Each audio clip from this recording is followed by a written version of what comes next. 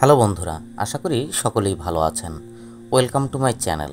আজকে আপনাদের মাঝে আবার হাজির হলাম একটি গুরুত্বপূর্ণ রোগ বিষয়ে আলোচনা করার জন্য।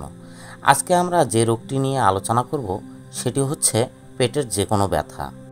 যদি আলোচনাটি ভালো লেগে থাকে তাহলে এ ধরনের আরও গুরুত্বপূর্ণ তথ্য জানতে চ্যানেলটি সাবস্ক্রাইব করে রাখবেন। তো বন্ধুরা, আসুন আলোচনাটি শুরু করা যাক। আমাদের দেশের শতকরা ৮০ থেকে ৯০ জন লোক বিভিন্ন প্রকার পেটের অসুখে ভোগেন। এর মূল কারণ হল ভেজাল, গুরুপাক, ভাজাপোড়া ইত্যাদি খাদ্য খাওয়া। পেটের ব্যথা বিভিন্ন কারণে হয়ে থাকে। শতকরা ৭৫ থেকে ৮৫ জন লোকের অ্যাসিড বা গ্যাস বা পাকস্থলীতে ক্ষত হওয়ার জন্য পেট ব্যথা হয়ে থাকে।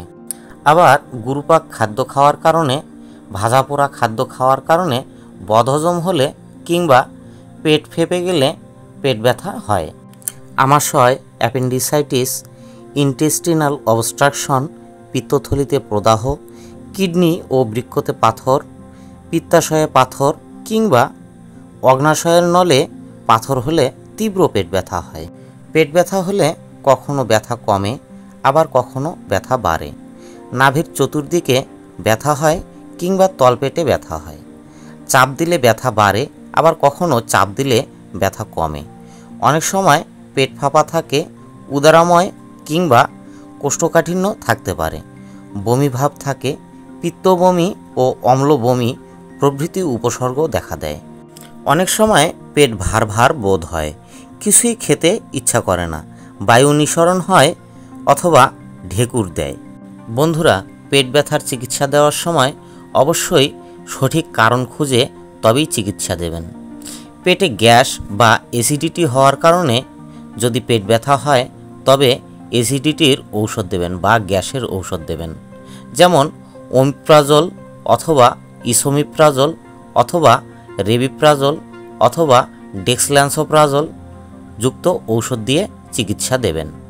সাথে পেট ব্যথার জন্য হায়োসিন এন বিউটাইল ব্রোমাইড অথবা ড্রোটাভেরিন হাইড্রোক্লোরাইড অথবা টাইমোনিয়াম মিথাইল সালফেটযুক্ত ঔষধ দেবেন। রোগীর যদি কোষ্ঠকাঠিন্য থাকে বা পায়খানা পরিষ্কার না হয় সেজন্য মিল্ক অফ ম্যাগনেসিয়া অথবা ল্যাকটুলোজ অথবা সোডিয়াম পিকোসালফেটযুক্ত ঔষধ দিতে হবে। রোগীর পেট ব্যথা যদি অত্যন্ত তীব্র হয়ে থাকে তাহলে ন্যালবিউফিন হাইড্রোক্লোরাইড অথবা পেন্টাজোসিন হাইড্রোক্লোরাইড যুক্ত ইঞ্জেকশন মাংসে দিয়ে দেবেন। খেয়াল রাখবেন, রোগীকে যদি পেন্টাজোসিন হাইড্রোক্লোরাইড যুক্ত ইঞ্জেকশন দিতে চান তাহলে রোগীকে অবশ্যই আইভি ইনফিউশন পুশ করে তবেই পেন্টাজোসিন হাইড্রোক্লোরাইড ইঞ্জেকশন দিতে পারবেন। রোগীর যদি আমাশয় থাকে তাহলে আমাশয়ের জন্য ম্যাট্রোনিডাজল যুক্ত ঔষধ দিতে হবে। রোগীকে মানসিক প্রশান্তির জন্য ফ্লুবেন্টিকজল প্লাস মেলিট্রাসিন অথবা ব্রোমাজিপাম যুক্ত ঔষধ দিতে হবে।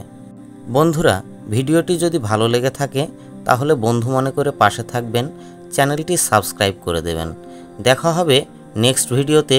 ততক্ষণ পর্যন্ত সকলেই সুখে থাকবেন, ভালো থাকবেন, সুস্থ থাকবেন। বাই বন্ধুরা।